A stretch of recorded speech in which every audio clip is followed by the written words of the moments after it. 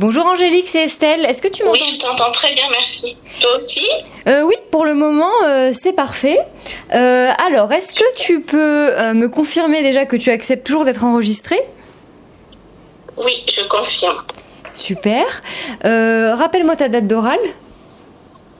Alors, c'est jeudi prochain, le 11 avril. Ok, très bien. Tu es en entretien collectif ou individuel? Individuel. Parfait.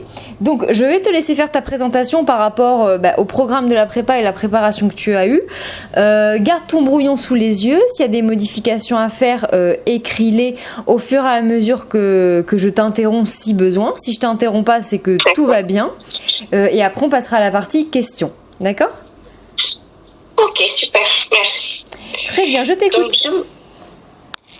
Alors, je me présente, donc je m'appelle Angélique, j'ai 33 ans et je vis avec mon petit garçon de 13 ans. Et cela fait maintenant 6 ans que j'occupe mon poste en tant qu'adjointe d'animation périscolaire en maternelle. Donc, concernant mon parcours, j'ai un bac pro service accueil et également un diplôme d'état d'aide-soignant que j'ai acquis en 2015. Alors, je te coupe, c'est juste, excuse-moi, après je vais oublier, c'est un détail, mais tu as dit mon petit garçon, je m'attendais à 4 ans, 5 ans, 13 ans, je pense que tu peux dire, voilà. Juste parce qu'à l'oreille, ça fait un peu bizarre, petit garçon et 13 ans. Oui, c'est vrai. Alors pour toi, c'est ton petit garçon, j'en doute pas, mais pour qu'on comprenne bien que tu connais la différence entre un petit garçon et un presque ado, tu peux dire avec mon enfant, mon fils plutôt, voilà, mon fils de 13 ans, je pense que c'est plus adapté. Oui, tout à fait, merci. Je t'en prie. Donc, concernant mon diplôme d'aide-soignante, en cours de formation, j'ai eu un bouleversement important familial, puisque j'ai vécu une séparation avec le père de mon enfant, et ce qui a mis en difficulté mes solutions de garde.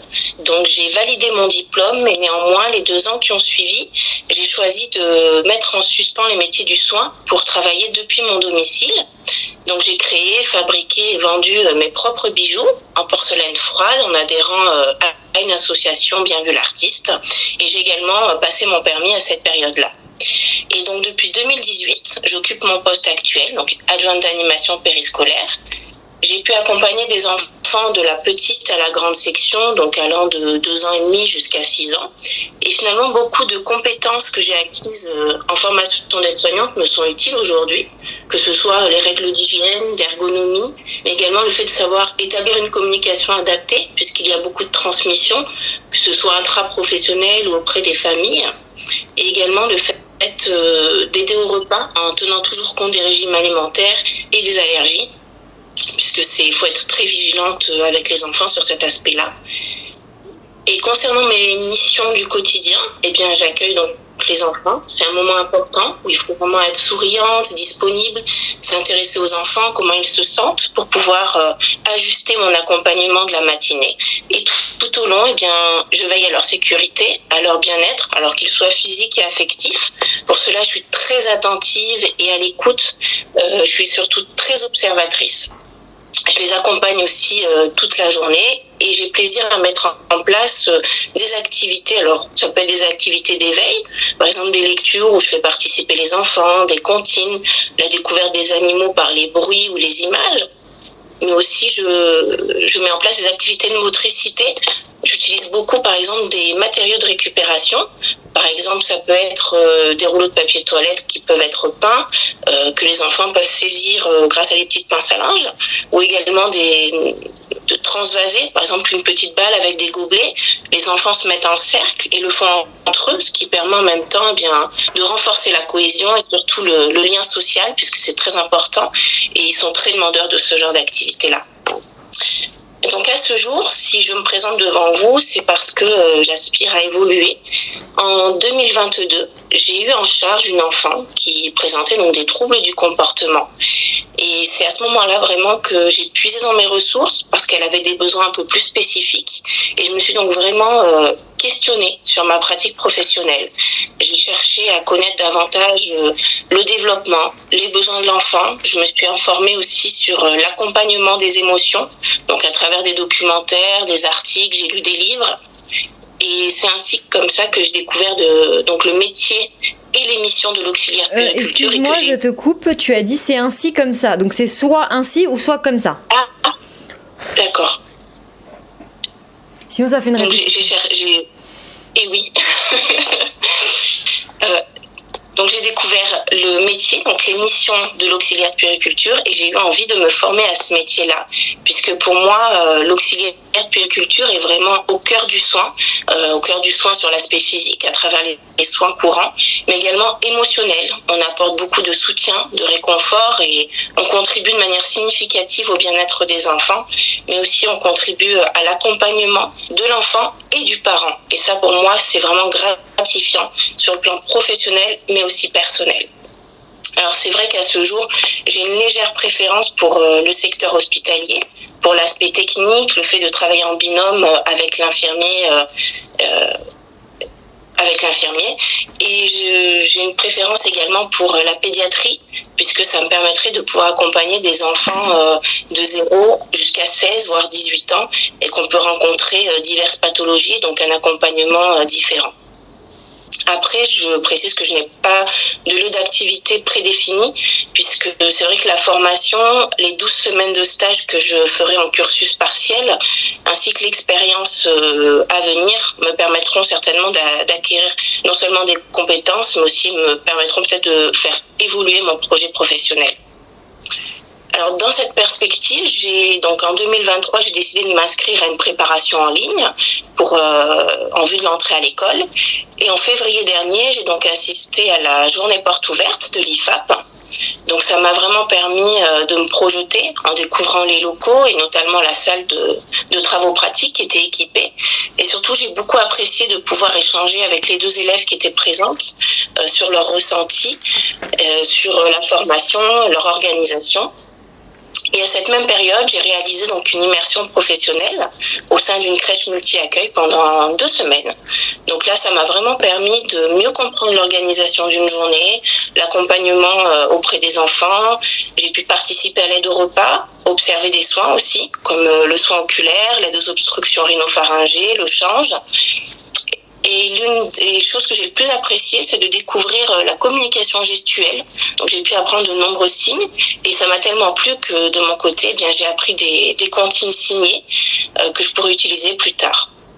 Donc cela m'a permis de confirmer mon projet professionnel, mais m'a également donné des opportunités professionnelles, puisqu'ils m'ont engagé au départ sur des missions d'entretien en parallèle de mon activité dans les écoles, puisque c'est le même employeur, c'est la mairie de la ville. Et 3 semaines plus tard, ils m'ont proposé donc de faire des remplacements que j'effectue encore actuellement, donc sur le multi-accueil, mais également dans une micro-crèche. T'as fini ? Pardon. Pour finir, excuse-moi, excuse-moi. Pour finir, donc je conclurai pour dire que ce que j'attends de la formation, c'est de me permettre d'acquérir davantage de connaissances, donc sur l'enfant, son développement global, pour pouvoir ajuster mon accompagnement selon l'âge, l'état de santé, le secteur, mais aussi de pouvoir acquérir de nouvelles compétences pratiques, que ce soit les soins de nursing, mais aussi me former à l'accompagnement à la parentalité pour pouvoir apporter des conseils qui soient pertinents et ajustés aux familles. Et j'ai particulièrement hâte de découvrir le module 4, mise en œuvre. Oui. Tu parles de découverte du module 4, donc là du coup t'es pas dans le cadre d'une découverte mais d'une formation, donc ne dis pas le mot découvrir, dis tu as hâte de te former à la limite, tu peux dire, ou d'acquérir des compétences techniques, etc. Mais le mot découvrir, je le bannis systématiquement parce que justement là t'es plus dans le cadre de l'observation mais de l'acquisition de compétences. D'accord, très bien, merci pour ton conseil. Donc j'ai hâte de pouvoir me former sur le module 4, donc mise en œuvre des soins adaptés, évaluation et réajustement, donc de pouvoir apprendre à la surveillance d'un nouveau-né, d'un enfant, préparer un enfant aussi en vue d'une intervention chirurgicale, puisque c'est des missions que je pourrais rencontrer si j'exerce en service de pédiatrie. Et pour conclure, je dirais que j'ai hâte de pouvoir échanger avec les formateurs, mais aussi avec les autres élèves de la promotion, pour vraiment enrichir cette année de formation, si toutefois vous m'en donnez l'opportunité. Je vous remercie de m'avoir écouté et je suis maintenant prête à répondre à vos questions. Très bien, Angélique. Ben écoute, je suis contente parce qu'en ce moment, toutes les élèves me font vraiment des belles prestations et tu es dans la continuité de ça, tout en ayant ta personnalité, ta façon de voir le métier, ta façon de t'exprimer. Mais en tout cas, je trouve qu'en ce moment, j'ai vraiment de belles prestations. Donc merci, ça me fait vraiment plaisir. Vous avez bien compris l'exercice et il y a énormément de ta personnalité, je trouve, dans ce texte. Donc ça, c'est très intéressant. J'aime beaucoup ton approche qui est déjà quasi professionnelle. Donc c'est vraiment très plaisant. Voilà, donc je t'ai apporté 2-3 petites modifications complètement minimes, mais qui ont toute son importance par rapport au niveau de concurrence. Mais par contre, tu es complètement prête. Donc je valide ton texte sans aucun problème. Tu as vraiment bien compris l'exercice.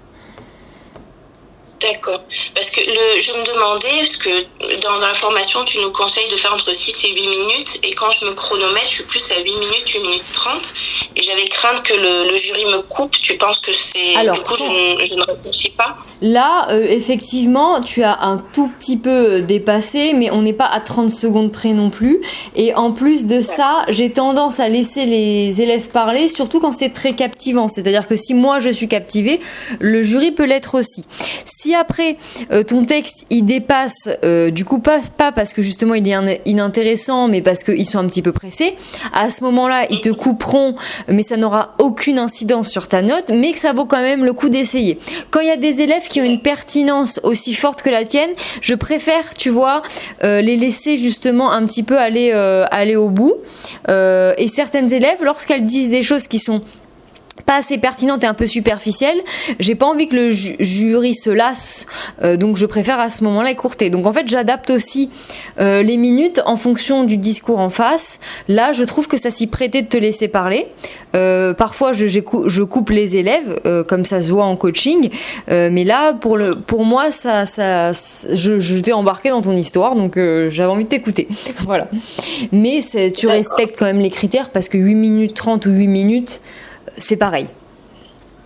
D'accord, très surtout bien. Que je t'ai avec plaisir, bravo surtout pour ton travail, et surtout que je t'ai interrompu, donc ça a fait que tu as perdu le rythme et que ça s'est aussi un petit peu allongé, mais je pense que ça rentrera largement dans les cases. Est-ce que tu sais à quelle heure tu passes ?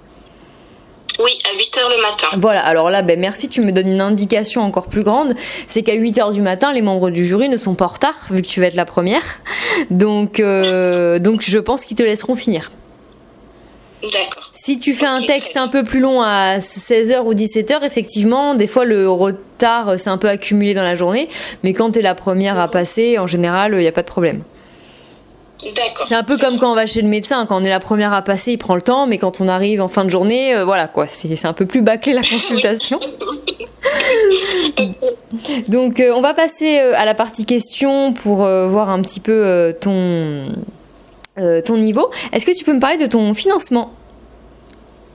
Oui, alors j'ai pris j'ai pris contact avec le conseil régional, et donc je remplis les conditions étant inscrite au Pôle emploi pour pouvoir bénéficier de leur financement. Ok, parfait. Est-ce que tu peux me dire... Alors, je voulais te poser une question, mais en fait, tu as déjà répondu à l'oral, c'est combien tu avais de formation par rapport au fait que tu sois soignante, mais tu l'as déjà dit à l'oral, donc je vais passer là-dessus.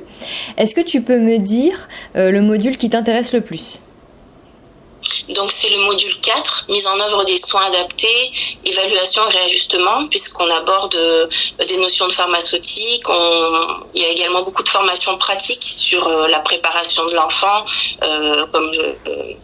en vue d'une intervention, d'un examen, sur la surveillance des enfants également. Et c'est là aussi qu'on pourra aborder en pratique les nouveaux actes permis par le nouveau décret de 2021. Alors quels sont-ils justement ? Alors on a différents, notamment la pose de suppositoire, le recueil de glycémie par captation capillaire ou lecture instantanée transdermique, également le changement de lunettes à oxygène courbe avec tubulure, mais par contre sans intervention sur le débitmètre, le recueil aseptique d'urine hors sonde urinaire, l'application de crème et de pommade, également la participation à l'animation d'un groupe à visée thérapeutique, montage et entretien du matériel et réalisation d'aspiration endotrachéale, mais par contre sur un orifice trachéal qui est cicatrisé et non inflammatoire. Et pose et changement de masque pour l'aide à la respiration en situation stable chronique. Je crois que j'ai dû les dire tous. Écoute, alors déjà je suis extrêmement fière de toi et de me dire qu'à chaque fois les élèves vous êtes vraiment parfaits sur la technicité, et on voit quand même là toute la différence quand une élève se prépare et quand elle ne se prépare pas. Donc c'est pas seulement avoir intégré la prépa, parce que la prépa tu pourrais l'intégrer et ne pas la regarder, mais je veux dire le travail que tu fournis, quand même voilà, le niveau c'est pas le même que si tu n'avais pas travaillé. On voit vraiment un investissement, et surtout là tu nous as dit tous les termes techniques. Je pense pas que la moitié des élèves, ni un quart des élèves ne se soient autant préparés. Donc bravo par rapport à ça. Voilà, je suis très fière de toi. Est-ce que tu peux me dire comment tu réagis si un enfant mord à la crèche un autre enfant ? Oui, alors quand c'est ainsi, donc déjà je prends les deux enfants en charge. L'enfant mordu en premier, bien je le rassure. J'observe aussi le degré de gravité. J'essaye de lui montrer que je suis présente, que je comprends qu'il doit avoir mal. Mais je prends aussi en charge avec beaucoup de douceur et de calme l'enfant qui a mordu, en ayant conscience que ce n'était pas volontaire, parce que très petit, ce n'est pas des gestes agressifs, mais c'est plus l'expression d'une émotion. Mais par contre, je lui dis que ça ne se fait pas, qu'on ne peut pas mordre parce que ça peut faire mal. Je peux lui montrer que son camarade pleure parce que c'est justement... Alors, excuse-moi, juste je te reprends sur le fait que ce ne soit pas volontaire. Alors, il ne fait pas ça dans le but de nuire, mais par contre, il y a quand même un aspect volontaire dans le sens où l'enfant est conscient de ce qu'il fait, c'est-à-dire enfin, comment expliquer ça avec des mots clairs, il est pas responsable d'avoir fait mal à l'enfant, mais il a quand même un rôle là-dedans. Donc il faut le responsabiliser, mais avec douceur, sur le fait que cette action-là va engendrer une douleur. Donc on imagine bien qu'il n'a pas la plupart du temps voulu faire mal, mais des fois oui, il se chamaille, ils se battent, et ça faut pas le nier, que des fois les enfants se battent parce qu'ils ont des comportements des fois encore un petit peu archaïques, ils ont besoin justement de réguler les émotions grâce à nous. Mais par contre il faut pas non plus les déresponsabiliser à 100%, parce que des fois c'est un mode de communication en fait qu'ils ont adopté et qui n'a pas été par exemple réfréné à la maison, où les parents par exemple peuvent être un petit peu dépassés, etc. Et on est là aussi pour mettre le cadre et les interdits, ce qui est absolument nécessaire pour la construction d'un enfant, c'est-à-dire de condamner quelque chose et de frustrer un enfant quand il dépasse le cadre, et surtout quand ça peut causer une douleur. Donc la bienveillance c'est bien, mais il ne faut pas non plus déresponsabiliser tous les actes. Mais bien entendu, on s'adapte au fait que c'est des enfants de moins de 3 ans, etc. Mais par contre, il faut quand même montrer que non, ça je ne suis pas d'accord, c'est interdit, il faut une fermeté bienveillante. Mais il y a de la fermeté quand même qui est nécessaire, parce que des fois, les morsures, ça fait quand même de grosses blessures sur certains enfants. Et beaucoup de problèmes entre parents. Les morsures, c'est un gros problème entre parents, avec les réunions avec les maîtresses, parce que quand son enfant il s'est fait mordre jusqu'au sang, c'est quand même vraiment pas agréable, et c'est extrêmement douloureux. Des fois ça saigne, etc. Donc voilà, je voulais juste apporter une nuance là-dessus, par rapport au fait que voilà, la bienveillance oui, mais la douce fermeté également. D'accord, c'est un beau terme ça, douce fermeté, fermeté bienveillante. D'accord. Okay. Je te laisse continuer, pardon.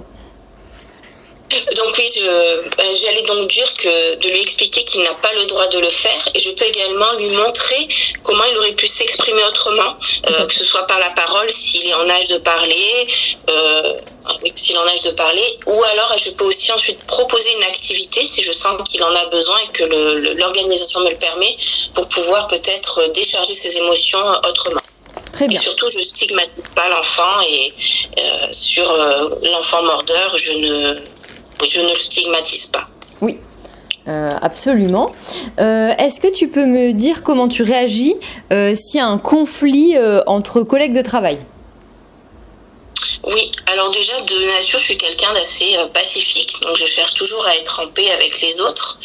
Je suis à l'écoute. Par contre, j'ai une règle d'or, c'est que ça ne se passe jamais en public, ou encore moins devant les enfants. Donc, je prendrai sur moi le temps qu'on puisse discuter ensemble en aparté. Et donc, je chercherai à écouter, à comprendre, à rétablir peut-être si c'est une maladresse de ma part ou si on ne s'est pas comprise, pour pouvoir vraiment rechercher la paix entre collègues pour pouvoir offrir ensuite une bonne prise en charge optimale aux enfants ou aux patients. Et si toutefois le conflit ne s'arrangeait pas, en dernier recours, eh bien, je lui proposerai qu'on puisse en parler à quelqu'un de plus neutre, comme la cadre de santé ou la directrice ou directeur. Très bien. Est-ce que tu peux me dire à partir de quelle température commence la fièvre ? Oui, 38,5. Alors on dit qu'à 38 on est subfébrile, mais 38,5 c'est le début de la fièvre. Alors, j'apporte une autre nuance, c'est que 38 c'est un début de fièvre, mais on dit que 38,5 c'est là où on commence à la traiter. Donc c'est plus ça en réponse que tu vas attendre, parce qu'à 38 on commence à voir que c'est un pic qui commence à monter, donc c'est une petite fièvre, et 38,5 on commence à la traiter. Dans le langage auxiliaire de périculture, c'est ça qu'on va attendre de toi.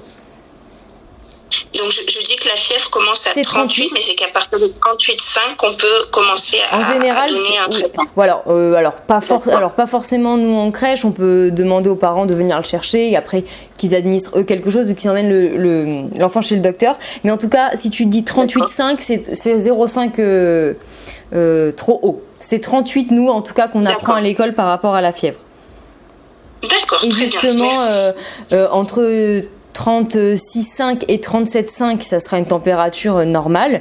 Et en fait, on laisse la tolérance, on va dire, de 37,5 jusqu'à aller à 38. Et après, à 38, on estime que c'est de la fièvre. Un début de fièvre, qui n'est pas forcément traité, mais voilà. Le chiffre attendu est 38. Bah écoute, c'est déjà pas mal. Je vais te poser encore quelques questions. J'ai voulu un petit peu varier avec toi parce que je pense que le côté technique, tu l'as complètement. Je vais te poser encore 2 questions. Est-ce que tu peux me donner la définition de la PMI ? Oui, c'est protection maternelle et infantile. Très bien. Est-ce que tu peux me dire quelle est ta supérieure hiérarchique en crèche ? Alors en crèche, c'est donc l'adjointe de direction, ça peut être donc un éducateur jeunes enfants, et la directrice qui est souvent une infirmière de puériculture. Le directeur, pardon. Très bien. Et pour terminer, est-ce que tu aurais quelque chose à rajouter pour nous convaincre de te prendre ?